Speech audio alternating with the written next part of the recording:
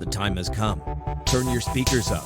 You are now listening to the Business of Your Mind podcast with Felipe Barganier. Brought to you by Gab International.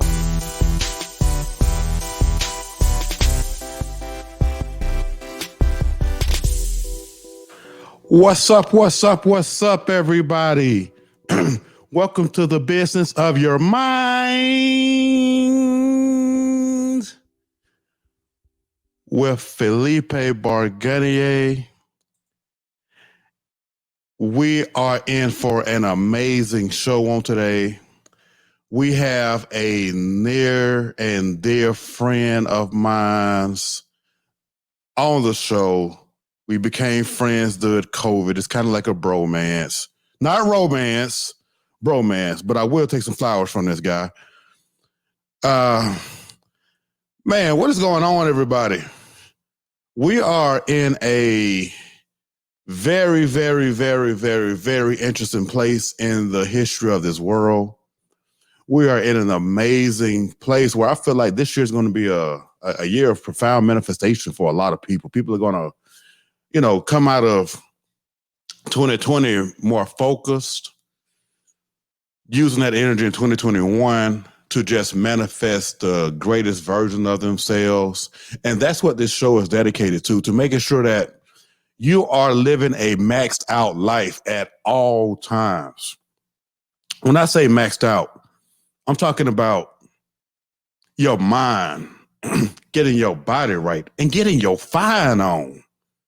And this brother that I'm about to bring on, I'm gonna keep him waiting for about 5 more minutes. But we're gonna help you get your fine on this year. And, fine is just not a physical thing.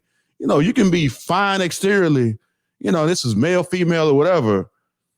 But you can be disgusting on the inside. But we want you to be fine mentally, physically, spiritually, emotionally, and all areas of your life. And when I bring guests on like this phenomenal brother, this sexy mother, like I said, it's a bromance, ain't a romance, so don't get it twisted, y'all. It's because I bring on the people that have poured into me at some point in time in my life. Can y'all believe it? Yesterday, I went to the doctor. And, we all been sitting at home at COVID just chilling, right? We thinking that, hey, we can eat these chips. I'm at home with my kids, just eating all kind of crazy nonsense.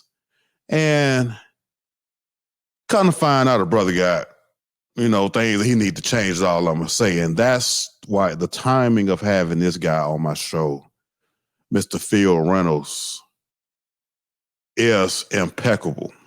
Because this guy, when I tell you, he did not know the impact that he had on my life when he reached out to me, because I was in a place where I was looking for somebody to hold me accountable from a health standpoint, because 2020 was crazy. I was going through a custody battle with my daughter, still got it going on. Got all kind of little, was dealing with my mom when him and I really, really connected. I was going through some traumatic stuff. It was the anniversary of my mom's death. All kind of look crazy stuff. Well, not anniversary of her death. Her birthday. The second year of her not. Actually third year. No, second year of her not being. No, third year. Right, I was right. Felipe, get it right. The third year that I was without her on her birthday. The third year that I was without her on during the holidays. And last year I was by myself during the holidays. I had for New Year's, thankfully, I had a close friend of mine that, we hung out, but he didn't know. And everything about me and his brother has been very spiritual. So Mr. Phil Reynolds his career began while serving in campus ministries around the country. From Atlanta to Orlando to Orange County, California. Now he continues to serve people through a mind, body, and spirit approach. incorporating exercise, nutrition, breath work, and meditation in his coaching for fat mother like me. Without further ado, let me bring onto the show Mr. Phil Reynolds. What is going on, brother? Hey. Thanks for having me on, Felipe. No problem, man. Thank you for coming on, man. Like I remember when we were talking about the show late last year. This is a show that everybody needs right now, and how profound of a statement is it that I go to the doctor, and everything we're about to be talking about, shoot, you would have thought my ears would have been open before, but now they open. Like, brother, my ears are like 12 times larger today. Oh yeah. So everything you're gonna pour into us, man, I need it, brother. The doctor called me fat, man. No, I'm just playing. Well, he kind of did. Hey, man, he was saying stuff like, "Do you have sleep apnea? Do you snore at night? There's nothing we could do about that, but lose weight, fat boy." Of course, he didn't call me fat boy, but I mean, he was basically like, So yeah, man, glad to have you on the show, brother. Can you tell everybody about Phil? Who is this sexy mother named Phil Reynolds? Who is he? I'm thank you. I like you read off in the bio, I started off my career in campus ministry. That was what I wanted to do for a long time, whether it was like mission work or leading my own church one day. And then I even had ambitions of maybe being some kind of like geographic region leader, later on in life. And that was like my ambitions of really wanting to do that. And then, by my late 20s, spending 10 years working in campus ministry training, learning how to do public speaking, being able to, because when I first got up there, I was just like a stick figure. I was just like, and then like stiff as, all get out. And then, so eventually I got some relaxation up there, where I could just flow and just be myself. So that was, those are all good skills. And then as far as like leading groups, of a few to a couple dozen. And then from there, I eventually, transitioned out of that, in order to get one of these positions, you have to be married essentially, because they wanted me to get paid. And then my wife would, if I was married, they would want her to lead the women's ministry for free. And then we would both be getting paid, essentially what my wage was. And so I did everything for free. And then, so essentially you got to be married in order to get paid, was the business model for that particular church. So that my dream had been dashed due to not securing a wife, despite all my prayers. And so I ended up transitioning into other careers that even brought me further around the country. I ended up living in like 9 other states, working for various companies, and eventually I just hit rock bottom. Like I was, my health was poor. My finances were not great. And I was alone. I had my emotionally, mentally, and that was despite all having like some intense spiritual training about operating the mind, reading The Power of Now. It was like I was still in a rough spot. And then eventually I had like I don't know, I'd say like a second kind of awakening where I realized that, I can start over again. There's no time where you can't start over. It's never too late. And so I was like, well, I need to get my health in order. And because my blood pressure was going up, I was gaining weight, and so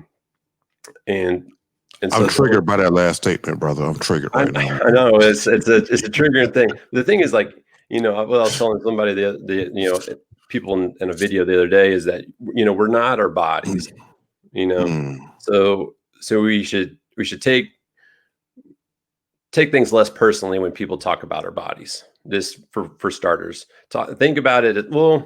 Think about it as if someone was talking about your car. I mean, that could still trigger some people. Be like, "Oh, you're talking about my car," But because we're a soul in a meat suit, really. I mean, we're just here for a time. Our body will go and pass, and we will live on. And so, that's my belief, anyways. And so, to think of your body more like a pet, and that you've been feeding your pet poorly, and maybe not exercising it, not taking it for walks, and so it is in the state that it is because of that stimulus you've given it.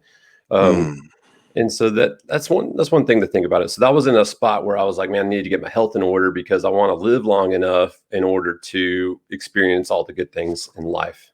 I want to be able to experience a relationship where I love the shit out of somebody and they love the shit out of me, and I want to be able to see all these like sci-fi inventions, whether it's somebody like Elon Musk bringing it into reality or somebody else. And there's all these different things that I was like, I want to live for that. I want to be able to see see the planet turn better if at all possible. And so those are the things. And so I started doing stuff like I was thinking, like, if I just did a little bit of exercise every day, then I would be better off today than I was a year ago.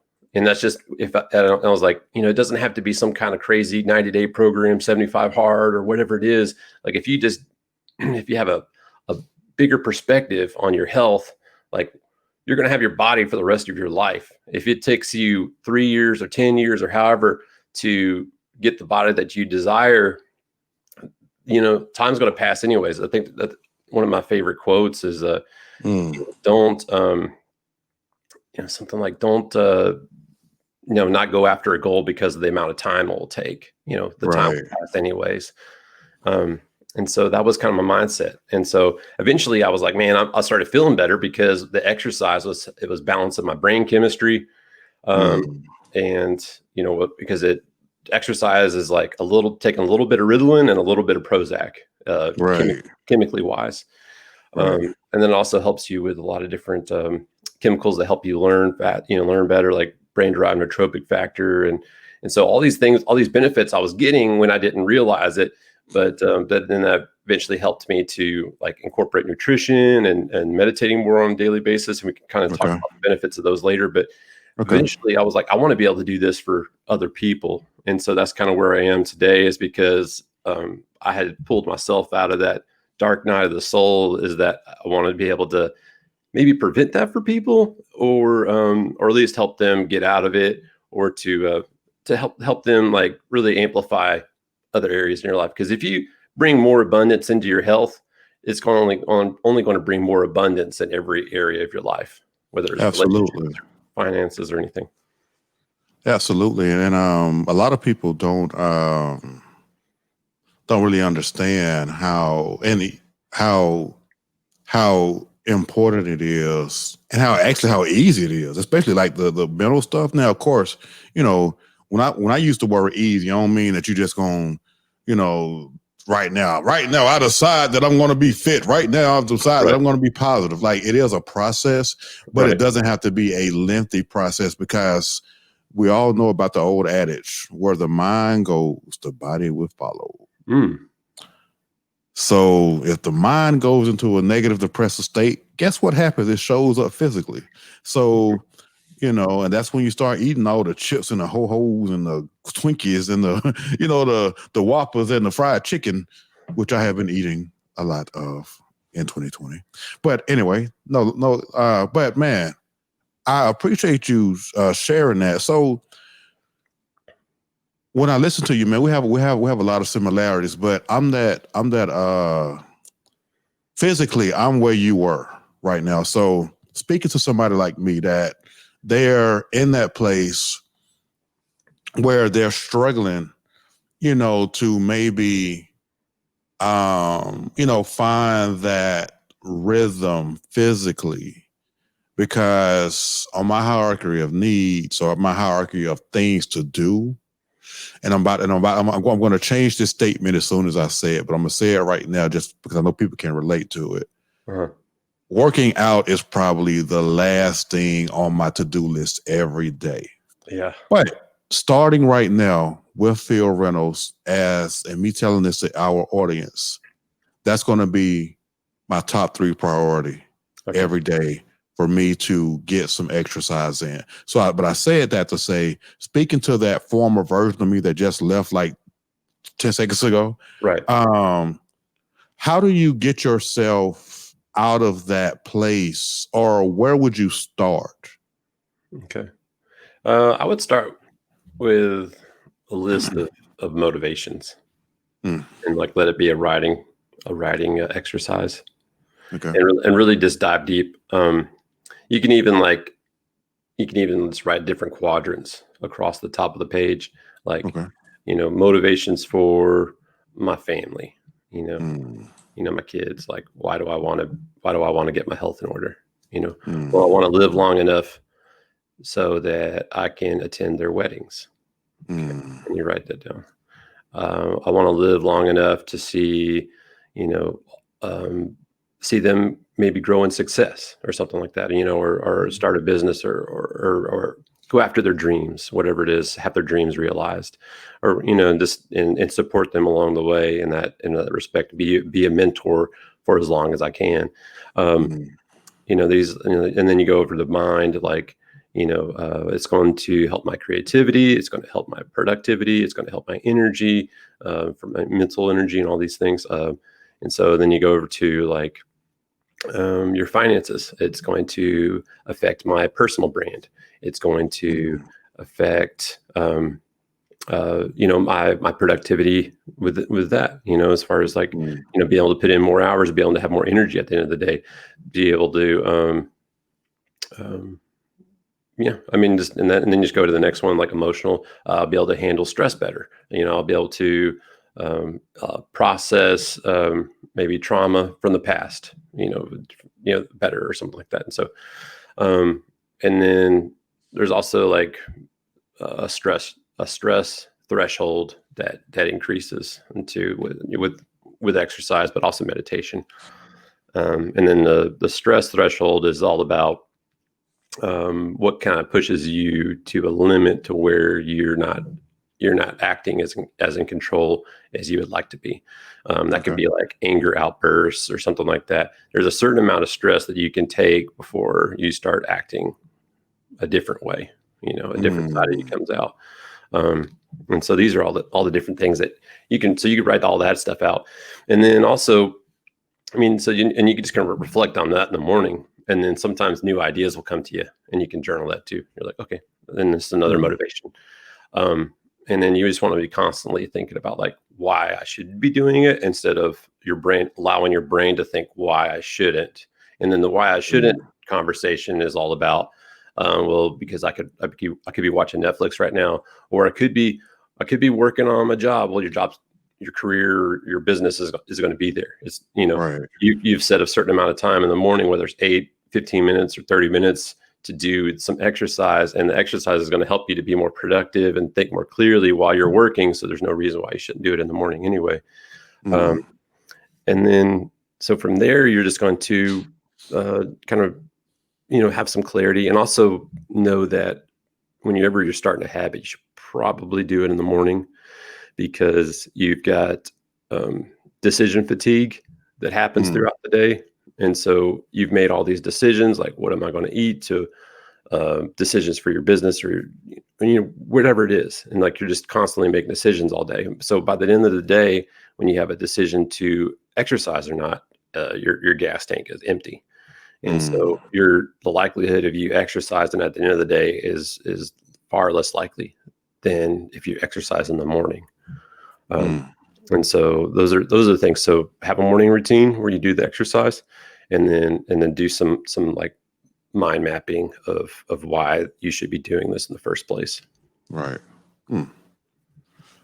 Man, and if I'm looking down, I'm taking notes. If y'all ain't taking notes from this brother, which I'm calling the health guru, he's like to me at least, he's like Yoda, the Yoda of fitness in my life right now. So it's like, he talks, I listen.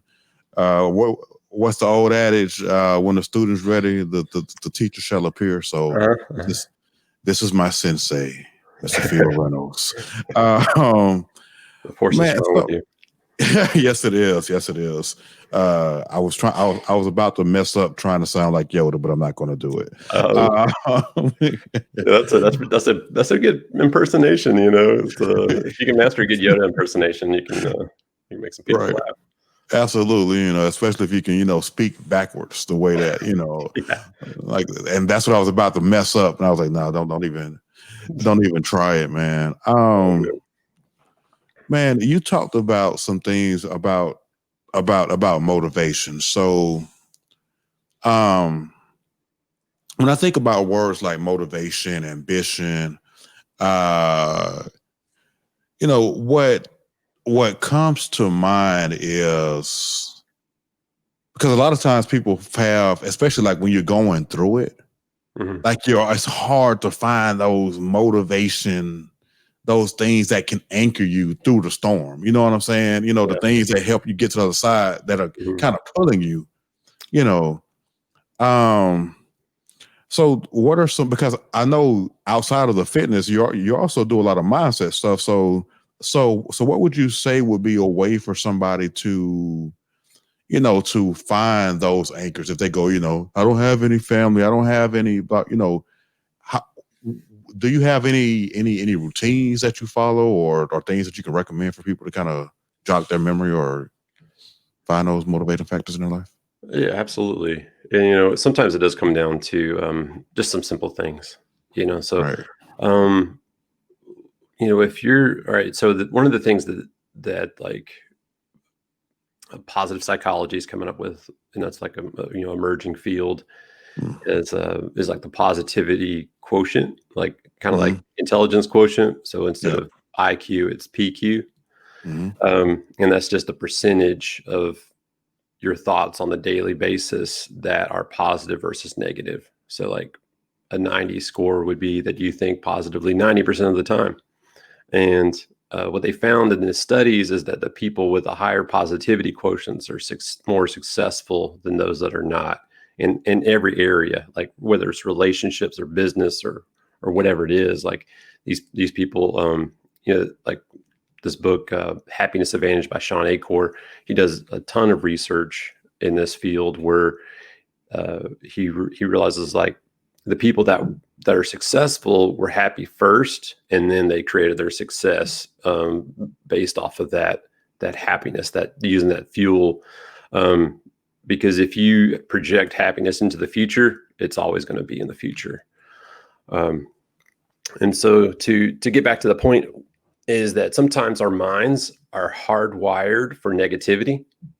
And what we know with the brain is that the stimulus that we give it produces, imagine it like super highways. So some of us may have super highways for negativity. Like it is very easy for us to go down a negative rabbit hole versus like if we don't have all the data and all the facts, we're less likely to think about the most positive possibility versus the most negative scenario. And so what you need, so when you have that awareness though, you're like, okay, I know my brain is hardwired for negativity. How can I hardwire it for positivity? And that could be spending a few minutes every day, putting positive information or positive feedback or stimulus into your brain on a daily basis. And what I did for 1 month, I listened to Les Brown every morning. I picked out a video on YouTube, and he probably has more than 30 videos on YouTube by now.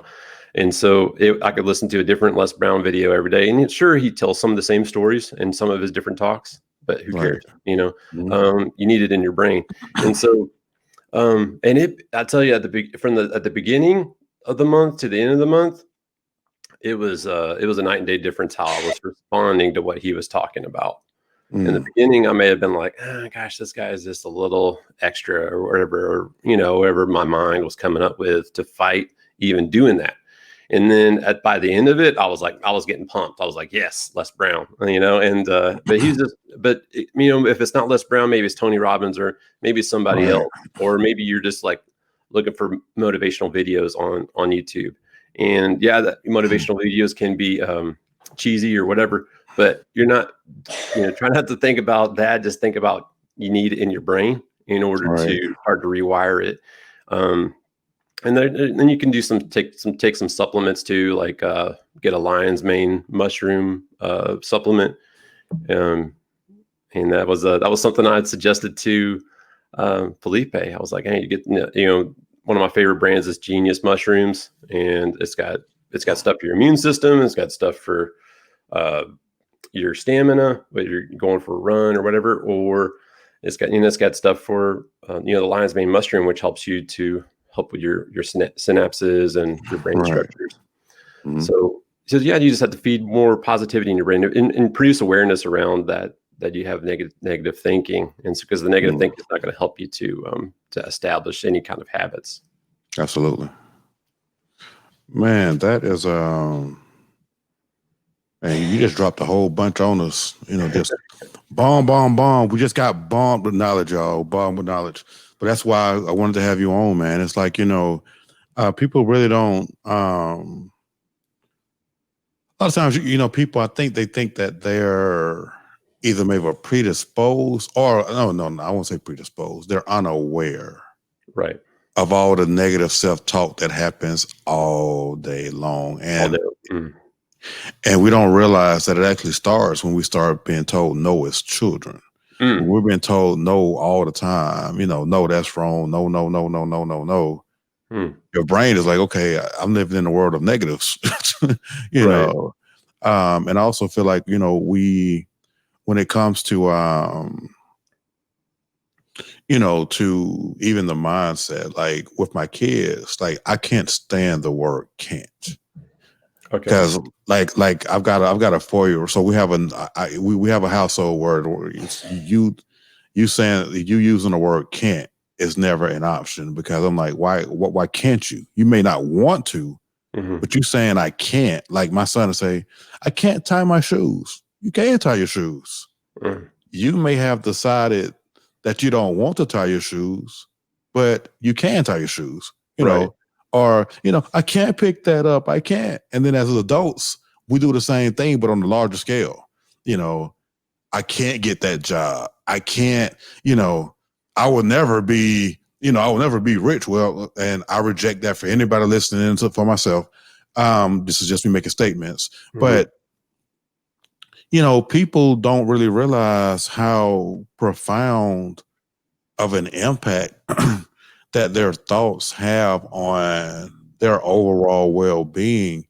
And we a lot of times don't even know we're subconsciously saying this stuff to ourselves. So if you got somebody that has all of that negative self-talk, they've been sitting on the couch for the past almost a year now, hiding from COVID. COVID don't get me. Where would they start? I remember us having a conversation the other day about this one push-up thing. Where would you tell somebody that has gained that is heavier than they've ever been in their life? And of course, I'm not speaking about myself, but whoever this person may be, that may be listening, that's been sitting on the couch, laying in the bed, on Zoom sessions all day long, putting the video on, on a screenshot or something because you're eating buns and chips during the meeting and ice cream. Right. What would you tell somebody to start? Like, how do you get from fat boy, fat person on the couch, not really moving, to all of a sudden getting that process going, and then getting to where like it's a major part of your life? Sure. I mean, sometimes it's just finding something that you enjoy the most, I would say. Not necessarily that you fully enjoy it, but you enjoy it more than other things. Like some people are going to enjoy, walking around the neighborhood, versus say like doing some burpees or whatever, and so, but also just establishing the habit first, and so there's one group that I follow out of that they suggest like working out twice a week and doing like some different compound movements. And some of the movements you can do with calisthenics, like push-ups and squats. And if you have a pull-up bar that you put on a door frame, Right. you can do a lot of different exercises with that. Even if you can't do a pull-up, like you can practice your hang, where you're just hanging from the pull-up bar, and that's going to work on your grip strength. And then you could try to engage the muscles that would pull you up, and then eventually you'll be able to get pulled up a little bit further and a little bit further, and then eventually you're doing your first pull-up. And so that, just notice that you can strengthen at whatever age. Like your body's going to adapt to the stimulus you give it. So and don't be ashamed from where you're starting, just because you're starting at a different place than somebody else. Like, who cares? Like you're trying to establish a habit that's going to last the rest of your life. It's a lifestyle change. And so even if it's just a little bit, and so like what I was referring to about the one push-up a day is there's this book by Stephen Geis called Mini Habits. And that was one of the things that he started for his exercise program was one push-up a day. And he would be like in bed at night sometimes, and he would forget his one push-up a day. And so he does one push-up right there in bed, and then goes to sleep. But he's like, one of the things you can notice with one push-up a day is that he's like, well, I'm already on the ground. I'm already doing push-ups. So I might as well get some more push-ups in. And then you can track that. And I remember when I was in college, I wanted to do some exercise. And so the only thing I could think to do was do some push-ups. And so I did 3 sets of 10 push-ups, pretty reasonable. It could be 10 sets of 5 or whatever. I mean, or 3 sets of 5. And so they're, 15 total, but then added 3 push-ups every week. And so by the time I went from 10 push-ups, 3 sets of 10 to 3 sets of 33, almost 100 push-ups a day, my whole chest and arms had changed. And so that was just from doing that. And so, it could be something simple like that, where it's just like you do a few push-ups, but then, if I would have known about like all these other different movements and getting a pull-up bar and doing, incorporating some squats, I could have transformed my whole body, and, just even a matter of a year, matter of a few years. And one of the things that people see is like these movie stars, their before and after pictures, where it's like, this dude's a fat ass, and then all of a sudden he's a stud muffin, in like a 6 months time frame. And sometimes that's like, you can go on a really strict diet, and you can, you have a nutritionist by you. So he's like taking your blood tests, and, you have a personal trainer who's working you out maybe once a day, or with it maybe 1 or 2 days off during the week. And some of them, like Bradley Cooper, he was in the American Sniper, I believe it was American Sniper, but he was like, he got stacked, but he was working out like twice a week, and then just killing it. And so because he was having to play a role where he was this big dude, U.S. Navy SEAL. So we see these things, and we're like, well, if they can do it, I can do it. Well, they have no work. Their job is to work out because they're trying to do it for a role. And so, but when you take the mindset of like, I'm establishing a habit so I can do it for the rest of my life, you don't mind doing it and baby steps.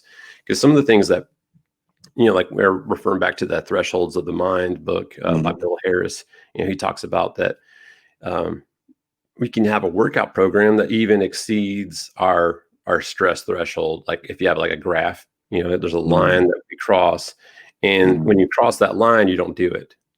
You don't do the exercise. Right. And so, but if you were like, okay, well, I'm not doing the exercise at this level, can I do it at this level here? Well, you're okay, maybe you can. And so, and that could be like kind of what the mini habits guy was talking about. He's like, 1 push-up a day. He's like, well, I know I can at least do 1 push-up. And then so you can journal it, and you can keep notes about, hey, I've been doing this much exercise with these exercises. And then eventually you keep adding it during the week. But if you miss a week, you might dial it back a little bit to establish the habit again. And then you start progressing more. And then, but I guess that's the thing people talk about, breaking plateaus and things. And breaking plateaus is all about progress. It's just about increasing reps or increasing weight and that sort of thing. Right. Okay. Man, that's the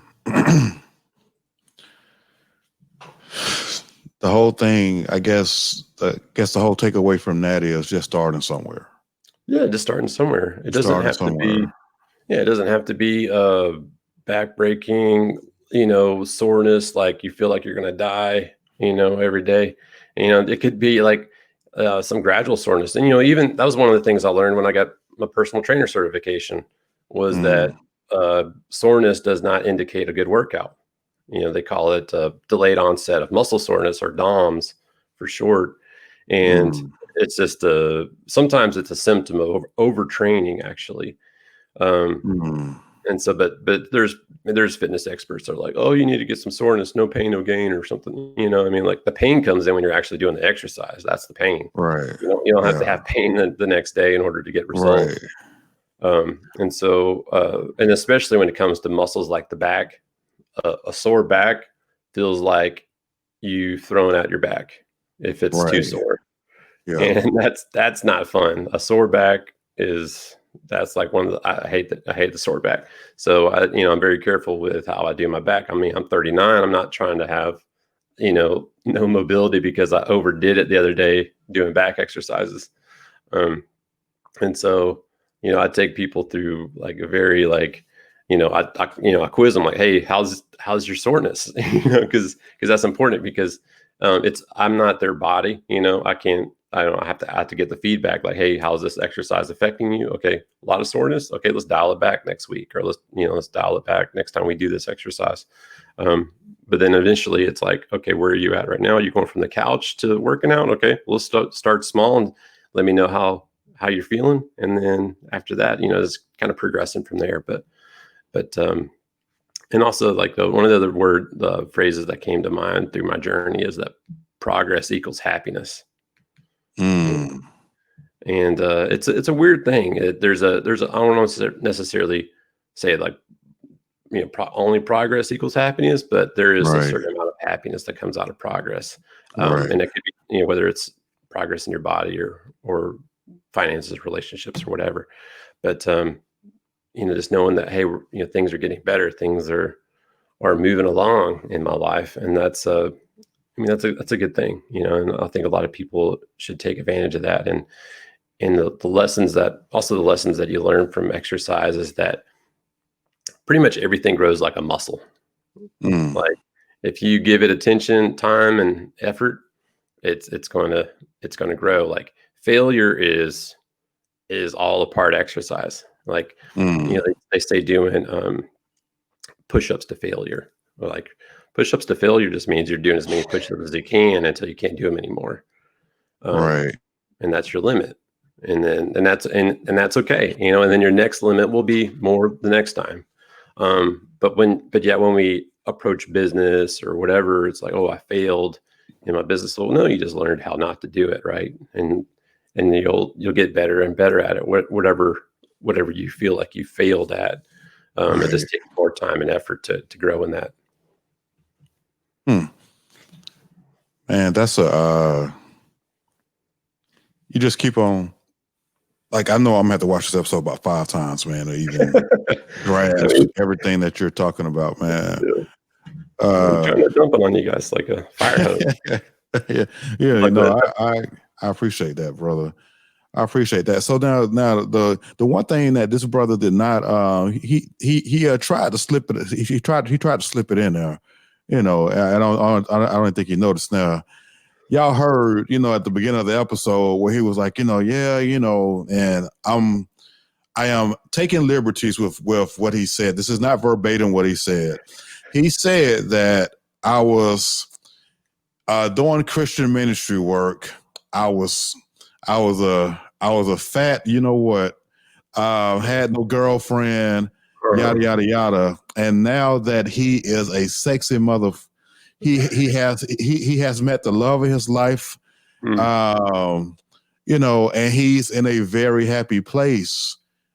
But that wasn't always the case. And I know some of our listeners, you know, they're probably where you were. So when I listened to your last statement or your last what you were just talking about was,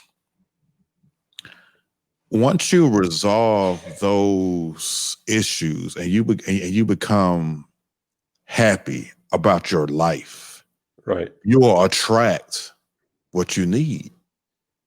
That person, that depressive person, that person that was at the bottom, that person that was overweight, probably would not have attracted or been even a good significant other to your current girl. Am I accurate on this? No, Or you're spot on.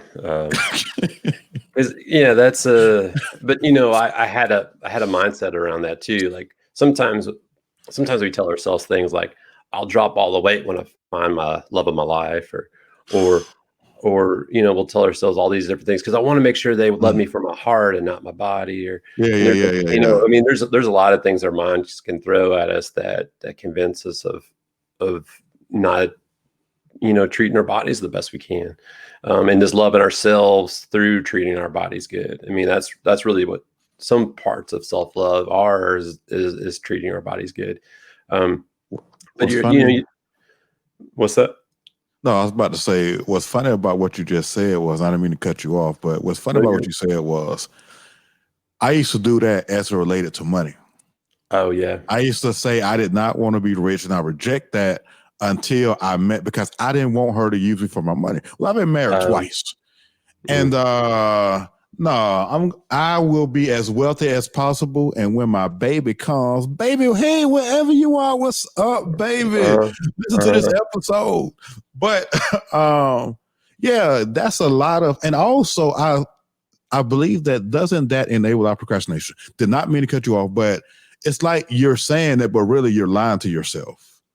You are lying to yourself. Yeah, it's another excuse. So yeah, so finish your thought, man. My bad. I just had to say that, man. Well, I mean, it comes down to you don't attract what you want, you attract what you are. Okay. And that's something that's really tough on people sometimes. They're like, well, I'm dope as hell, you know, or you know, whatever.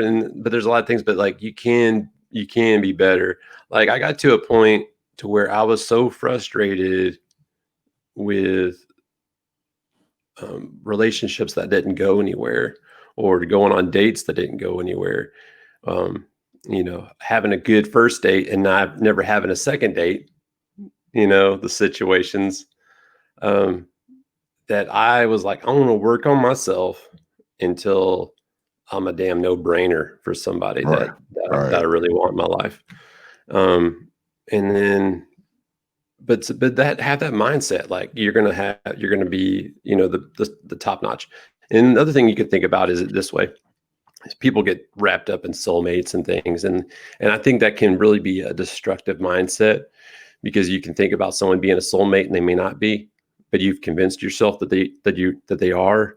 And then if that relationship does not work out, it can really wreck you, because you feel like I lost my chance to be with my soulmate. But but this is say, for example, and let's just think about it as a positive scenario. If there is one person out there that is your absolute soulmate, don't you want to be in a position to win them over the best you can? Like, absolutely, you know, have like everything on lock, like where you're just like, you want to give that chance the best you can. And so that, you know, if you're thinking about it from that perspective and using that love for them, like you're loving them through time. You haven't even met them yet, and you're like loving them through time, and like say, hey, I want to bring my best 100% self to you. That can be what really attracts them in the first place, and like you go on that first date and it is like love at first sight for both of you. instead of like love at first sight for you, but not for them. That's a different scenario that doesn't work out. So, Right. um, but so that's one of the things that can be where, and for me, like exercise helped my confidence. It helped, a lot of different things. But I mean, I did a lot of book reading. Like I was just not good with socializing and that sort of thing. And that came Mm, from being kind of a nerd in high school, where I was just like, I did mm, not talk to girls a whole lot. I went through all of high school not dating or anything. It's just like right. I was just too afraid. Let the fear consume me to the fear of failure. Um, and that's one of the things, like, I would teach a kid, like, hey, who cares if you fail? This is a skill that you can get better at, and Right. that you should get better at. You should practice Mhm. this, and your social interactions. And then if I had that mindset, then I probably would have tried harder, Right. and not cared if I failed. But as kids, we just get so wrapped up in, almost like it's genetics. Like, well, I'm not this way. I'll never be this way. It's like, well, no, most of everything I would say in life is a skill that you can get better at. Whether it's public speaking or exercise or learning nutrition. Nutrition's a skill too. It's like, I don't know what to eat. I don't know how to eat right. Well, you can learn, like anything else. Right. And I mean, to your point, statements like that. So, I'm always talking about how the mind doesn't, your subconscious mind doesn't understand negative. So like when you say stuff Mhm. like, I don't, I can't, I won't, I don't know how Mhm. to. Okay, yeah, you don't, you won't, and you shall not have. You Right. shan't Uh-huh. have whatever you just said that you don't, that you're not able to do. You can't have money. Okay, then, well, you won't have any money. You'll be broke forever. You know, Well, Oh, I don't know how to eat healthy. Yes, you do. You know that a bag of chips is not healthy. You know that a carrot is, but you just said that uh-huh. you don't. So guess what you're going to crave? You're going to crave crap all the Mm. time, Yeah. Um, and so with that, um, if people just understood how damaging it is, and that's also the reason why, I remember being in relationships where the person may have had like a lot of, may have had negative friends and did not understand why they would be in a negative thought pattern or even regarding relationship. Like the relationship could be fine, but now you're surrounding yourself with these people in bad relationships, and then they start pouring their nonsense into yours, and then your relationship becomes bad because your perspective is shifted in the relationship that you're in. Instead of you looking for the positive, you're looking for the bad because you're trying to relate to these negative people in your life. Right. So, and people don't, it's as simple as that. But so to that point, um, when you start thinking about, we talked about a book about the 4 hour, what's it, the 4 hour, The 4 hour 4 hour body. work? Yeah, the 4 hour body. So people Mhm. hear stuff like that, like, and I remember reading that book and they start talking about something as simple as a kettlebell. Yeah. And early and earlier you talked about, um, workouts not hurting or they don't have to hurt, but we have been conditioned to believe. And I also think that's part of and maybe I'm wrong because you've been trained, but I would think that it might be part of how personal trainers are taught to train, because I've never worked out with a personal trainer and never felt like shit afterwards. Like, Mm. it's always like they want to beat your ass for an hour, when reading some of that 4 hour workout book, hearing you, and then just realizing that anything is better than you just sitting on the couch eating Right. bonbons and chips. Mhm. Anything. Anything. Walk, yeah, just walk around the house. Just walk, just keep walking, just walk, walk, walk, walk, walk. So Yeah. Throwing punches in your house, while watching Cobra yeah, Kai or something, I mean, right. it doesn't have to be like a lot. But I mean, like, just even starting off, I mean, just getting your blood pumping and your heart, racing, Right. and that's that's going to stimulate you a lot. And then eventually you can build up from there. I mean, that's the thing with people like think like, well, I'm not going to get results. Like, well, you eventually will. Like, once you've established the habit, you can go nuts and have hour-long workouts or whatever you want to do. But you just got to establish the habit first. Right. I mean, even things like, swimming, when I Swimming. love to swim. Mm-hmm. Yeah, I love to swim. I mean, it's like, sex. I mean, like all of this, I mean, to be Exercise. totally right. Especially, depending on, you got some stuff where, we doing that thing right there, man, you know. But it's all extra, it's all movement. And then also the thing, and like when this show, so just so everybody knows and everybody's clear, like this show, we're talking about the whole body. We're talking about sex. We're talking about exercise. We're talking about your mind. We're talking about the spirit. Because the thing about sex and also exercise are the what's it the endorphins and the serotonin that's released. I mean, Yeah. you want to feel good in the morning, get you some in the morning. Yeah, it's like oxytocin. There's all Right. good kind of chemicals. Yeah, it's like all these are feel good hormones, and guess what? When you feel good, you want to do good, and when you want to do good, it allows you to live your maximum life. So man, so if you had 3 things that you wanted to tell somebody right now, for them to be able to not only magnify where they are. This show is called Resolve Your Health, Maximize Your Life. Mm-hmm. What would you tell them to do right now to become,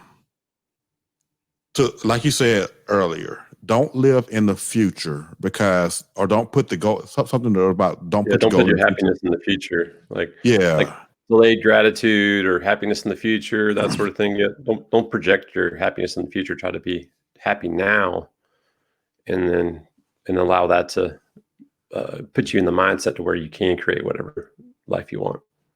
And books like The Power of Now are excellent for stuff like that. Also, this podcast would be excellent for stuff like that. Where we're just excellent. That's true. But so what are like 3 things? Yeah, and I guess if we can even go a step further, if you were talking to that fat boy, now I call you fat now because you ain't fat no more. If you were talking to the fat version of yourself, the fat, depressive version of yourself, what would you tell that guy right now?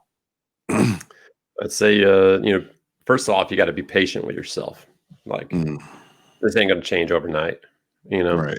And be okay with that. Like, changes don't happen overnight. Right. Think 5 years ago, where you were 5 years ago to where you are today. Like don't be depressed about that. If it's a bad result, like if you were in the exact same spot or you're in a worse spot than you were 5 years ago, don't let that be a thing. But just notice that a lot can change in 5 years, or say even 3 years, and so a lot can change in 3 years.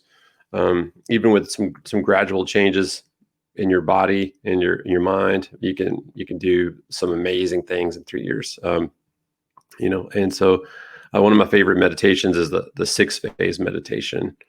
And then you can find that on YouTube. Just look up the number 6-phase meditation. There's a lot of different versions that are like, some are like 13 minutes, some are 20 minutes. So it just depends on how much time you got. But he walks you through a process of that's kind of like priming you to have a good day, but then also giving you a mindset around like envision your life 3 years out, all the details, all the visualizations you can think about, your relationships, your health, your money, all of that. And then he goes, now what would you be doing today if you created that future? It's kind of like what Dr. Eric Thomas, E.T., he talks about, one of my favorite people. He's like, everybody has the same 24 hours. Oprah, Bill Gates, everybody has the same 24 hours. Like, how do you spend your 24 hours determines where your life is going. And he's like, he'll pull someone out of the crowd or whatever. He's like, hey, how do you spend your 24? And he's like, I can project what your life is going to look like.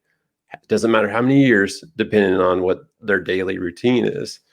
And so, that would help me at that version of myself. I'm like, okay. And then it could just be something like exercise, like, doing something simple as far as like push-ups, some squats, getting the pull-up bar, walking around the neighborhood. If you're like, take your BMI, and if your BMI is like 25 points and higher, or 30 points and higher, just start with walking. Try to get get your 3,000 steps a day, 5,000 steps a day. Smartphones nowadays will track how many steps you do every day. And so you'll have a baseline of how many steps you've been doing, and then just try to get up to 10,000 steps, and it can be gradual. And then it could be, sometimes it's just walking around the house to get your last few hundred, or whatever it is. And then, so you're doing that.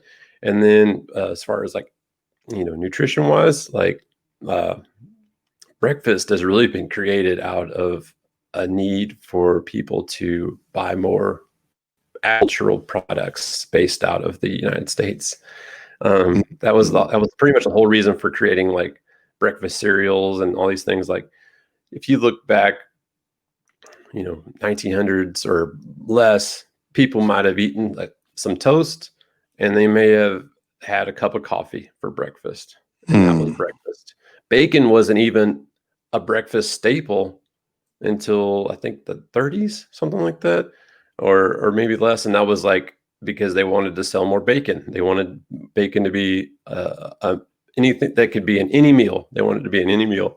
And so now we love bacon for breakfast, but and quality bacon. I still eat quality bacon, but just don't eat the cheap bacon. And so you can skip breakfast, have a cup of coffee, get you some like good quality coffee, like bulletproof coffee.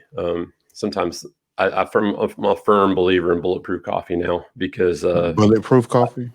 Yeah, the brand is called Bulletproof. I feel different. I've drank other coffees for a year, and then went back to Bulletproof, and I felt extremely different on Bulletproof coffee. And then the guy, I can't even think of his name now. But the owner of Bulletproof, he's like, well, hey, it's because of the mold toxins in your coffee. And so he's like, US doesn't have a lot of regulations for mold toxins. Other countries do, like Japan and Europe. And so people that are coffee growers, if they can't sell it in Japan because of the mold toxin content, they will ship it from Japan to the US and sell it in the US. Oh, wow. Yeah. And so just because they're like, we won't sell that stuff here, because mold toxins can make you feel fatigued. It can make you feel cranky by midday. It can cause inflammation. It can cause all different things. And that's because the mitochondria in your cells reacts to the mold. Bacteria and mold have been having a battle for a long time. And so mitochondria, I guess, used to be bacteria. And so when they're in our cells, and those are energy producers. And so some of the most amount of mitochondria are like in your eyes and your brain. Ovaries have an intense amount of mitochondria. So when you're eating, you're taking in mold like that, it's only going to affect those areas extremely. So having a good quality coffee, and then eating a reasonable lunch, or maybe even a heavier lunch than your dinner, a lighter dinner, and then that's going to do amazing things. Even if you're just have a base concept of what healthy is, whether it's like chicken, broccoli, and some brown rice, or some regular rice, or sweet potato, and those sorts of things. Like you can look up healthy meals on Yumly.com. That's YUMMLY, and you can find some great recipes. I work with a virtual chef who teaches people how to do different recipes and save money and not waste food and all these different things. So that's kind of who I use to help people with their daily their weekly nutrition. and helping them with their meal preparation, because that helps out a lot too. So, yeah, I mean, I would say that, those things, and then like working on your positivity, like we talked about, whether it's like Les Brown or listening to the 6 phase meditation every day, feeding your mind positivity is key. Man. Every time I talk to this guy, man, it's like, man, I know he's trying to help me, but I also feel like he's a brand ambassador for James mushrooms and that bulletproof coffee and that yummy. Oh yeah. I wish I had affiliate links. No affiliate links right, yet. So. Right. Go to philreynolds.com to get yours. Yeah. Yeah, that's legit. But I know this week you're doing something unique on your, and I know that at the airing of this show, a lot of people won't hear it live. But for anybody that is watching it live, I know on tomorrow and Friday you will have at 10 o'clock some things going on. Can you talk a little bit about that? Sure. It's called the New Year's Revolution 2021, the strategy to make this year the best year yet. And it's all about incorporating some of these basic habits that, Okay. and that's the basis of it. Exercise, nutrition, breath work, meditation, reading for growth. I'll bring up some other habits as bonuses, but just even incorporating those things. And so I tell people, if you can only do one of the habits first, you're like, I don't have any of these habits, then work on your exercise, and that's going to help you with your brain chemistry and everything, and then start incorporating the others. So that's what I've got going on this week. So it's the lessons aren't very long. They're probably like 20 minutes at the most. I think I've been averaging 16, 17-minute lessons. The one today, I'm going to have Dr. Maney on. So that's going to be, we're going to be discussing the topic. So that's probably going to be an hour. We're going to be talking about reading for growth and Dr. Maney dealing with trauma, as far as because when you meditate, sometimes memories of the past will come up or will surface out of your Zen, and so like, what do you do when that happens? And so we're going to be talking about some of that, because sometimes that conditioning and that trauma can prevent you from taking the action that you desire. And so, just getting out of that funk and becoming the best version of yourself. And so that is essentially what the whole masterclass, the week-long masterclass, is about, is helping you to become the best version of yourself. No matter if you're like, I feel like I'm doing great and you want to be even better, or if you feel like you're starting from rock bottom. So it doesn't matter where you're starting. It's the masterclass is going to help you. Okay, so and how do people become a part of the masterclass? Like, how do they go about doing that? You can go. There's a link you can use. This bit.ly, so bit.ly/NY for like New Year's, and then REV for like Revolution 2021. So bit.ly/NY REV2021, and then I'll take you right there. Okay. And is there anything, if somebody wanted to reach out to you because they heard you on the show, saw you on the saw you on the show, how can they get in contact with you? Facebook.com/Phil Reynolds Fitness, and message me on Facebook, or try to add me as a friend, and then message me. And that's going to be probably one of the best ways to reach out. Or you can go to philreynoldsfitness.com. That's the other way to reach me. Okay. Man, it has been a phenomenal, information-packed, how to get unfat show. And I'm talking about myself, y'all. I know people look at me. I'm 6'3", so I hide mine really well. But yeah, like I got work I need to do. And with this brother, people like Phil Reynolds on this planet that are dedicated to helping, selflessly, people like me, and and maybe even you know, get to where we're our maximum sales physically, because I got you on the mental, but the physical, like that's my final frontier, and it's and it's happening. And you know, I know we heard brother Phil, you know, say the MIND word a couple of times, and he is not about to get off this show without saying the business of your mind. That's So right, we right. gotta have you. We gotta look in. Everybody come on this show. It's like a hazing, you know. Yeah. I don't know if you saw the first show with Dr. Manny. I laid it in him because he was kind of weak on that. You know, I was like, hey man, I know how much energy you got. So can you give us our best version of the business of your mind? Okay. Go. Well, hey, Felipe, I just wanted to thank you for having me on the business of your mind. It's been a pleasure. Yes, man. Yes, man. I appreciate you, brother. And we're going to get fit to live your maximum life in 2021. Resolve your health, maximize your life, and you will become unstoppable. This is Felipe Barganier. Oh, wait. Hold up. Next week, y'all. Next week, I ain't even going to tell you what the topic is going to be about.